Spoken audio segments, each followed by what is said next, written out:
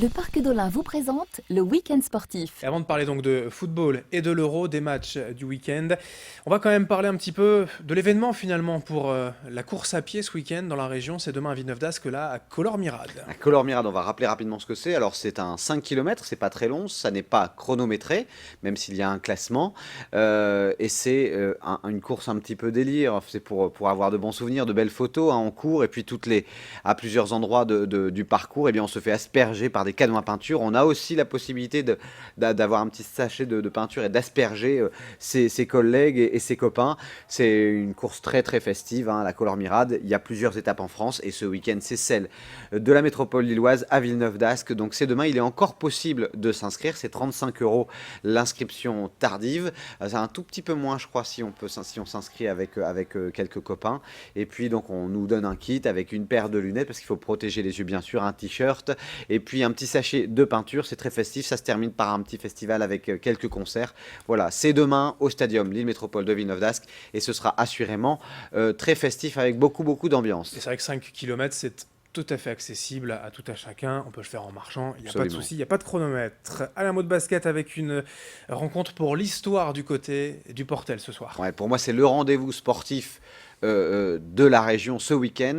Un club comme le Portel, qui évolue depuis plusieurs saisons en Pro B, le deuxième niveau du basket français, qui est en finale des playoffs, qui a remporté la finale aller à l'extérieur à Évreux. C'était mardi avec une victoire 92-83 sur le parquet d'Évreux.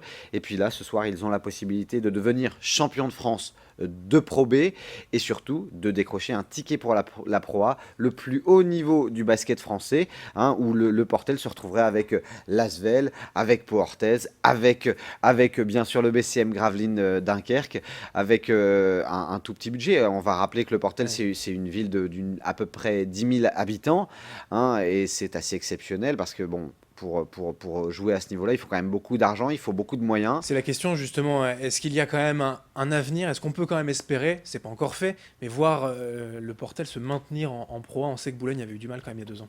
Alors, c'est en tout cas un événement qui marquera l'histoire de ce club. Donc, s'ils ont un ticket, il faut forcément y Il faut en aller. profiter. D'autant qu'ils viennent d'avoir un nouvel équipement sportif avec cette salle qu'on appelle désormais le Chaudron, à peu près 3500-3600 places en configuration basket. Et puis, c'est sûr que ce sera difficile parce qu'aujourd'hui, les grosses cylindrées de la Pro A, c'est des budgets qui sont au-delà des 5 millions d'euros à l'année.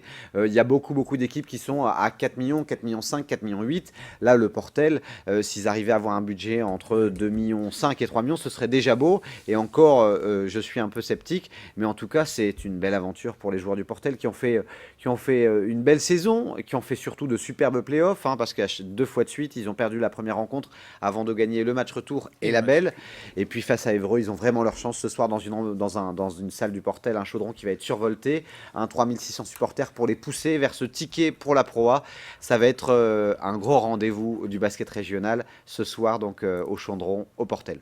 Et on les encourage bien sûr à aller le SSM. On enchaîne toujours en basket avec un mot de mercato concernant le BCM justement. Et quelles infos pour le BCM qui s'est sacrément renforcé, là pour le coup, avec 2 recrutements cette semaine qui ont été signés. D'abord la signature d'un Anglais, un international anglais, il s'appelle Miles Esson, il mesure 1m98, 26 ans. C'est un international anglais qui a joué sous les couleurs de Dijon cette saison. Il avait évolué d'abord en Angleterre, puis en Allemagne. Il est surtout réputé pour ses qualités de percussion et il est aussi très adroit en dehors du cercle. Donc voilà, cet ailier américain va donc connaître sa 2e expérience en France, mais cette fois-ci dans le Nord, tout près de son pays natal. Donc on espère, on lui souhaite une belle réussite. Et puis il y a eu un autre recrutement qui est intervenu cette semaine du côté du BCM Gravelines. C'est le recrutement d'un redoutable américain. Il s'appelle Justin Cobbs. Il a seulement 24 ans. Il mesure 1m91. Il a été formé au sein de l'université du Minnesota, puis celle de Californie. Et il jouait auparavant au Bayern de Munich, qui est un gros club de première division allemande. Il a été quart de finaliste Justin Cobbs de l'Eurocup et demi-finaliste des playoffs avec le club bavarois cette saison.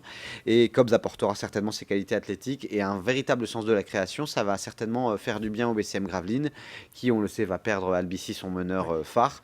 Donc voilà, gros renfort du côté du BCM Gravelines pour la saison prochaine. Un mot de football quand même avec le LOSC qui est passé devant la DNCG cette semaine. Oui, et les dirigeants du LOSC qui ont annoncé que ça s'était plutôt très bien passé, d'autant qu'on sait en coulisses que le LOSC va certainement toucher pas mal d'argent avec la vente de Sofiane Bouffal et la vente de Sidibé, même si on ne sait pas encore précisément vers quel club ces deux joueurs vont se diriger. On sait qu'ils vont être vendus, que ça va renflouer la trésorerie du LOSC, et donc on aura la réponse en tout cas de la DNCG sous 2-3 jours, mais en tout cas les dirigeants du LOSC ont annoncé que ça s'était plutôt très bien passé. De l'athlétisme avec une belle nouvelle pour une athlète du LMA. Oui, elle s'appelle Anna Karsis et cette semaine elle a réalisé à Montreuil lors du meeting les minima sur 400 mètres haies, là, avec 55,84, c'est un temps canon, c'est son record personnel, et donc elle ira à Rio. Cette athlète du Lille Métropole Athlétisme va essayer d'aller briller aux Jeux Olympiques de Rio cet été.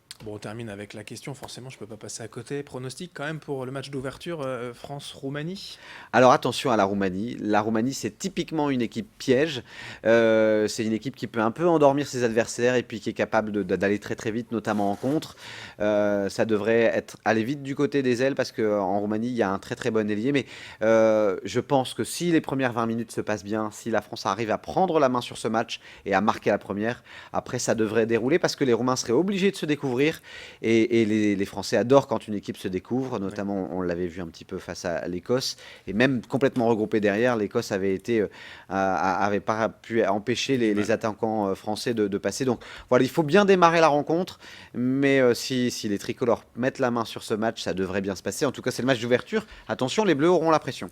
Allez, on leur souhaite toute la réussite, bien sûr. On va juste vous rappeler, les premiers matchs dans la région, ce sera demain après-midi à 15h à Lens au stade Bollaert de l'Hélice, l'Albanie contre la Suisse, ça c'est le groupe de la France. Et puis un des premiers chocs, les champions du monde allemands qui vont démarrer leur compétition à Lille, dimanche soir à 21h contre l'Ukraine. Voilà le programme, merci Guillaume pour ces infos pour le week-end sportif, on se retrouve lundi pour débriefer. À lundi, bon week-end à tous et allez les Bleus. Voilà, je vous sors le petit drapeau, allez les Bleus, bien sûr, l'équipe de France ce soir contre la Roumanie. L'info continue dans un instant.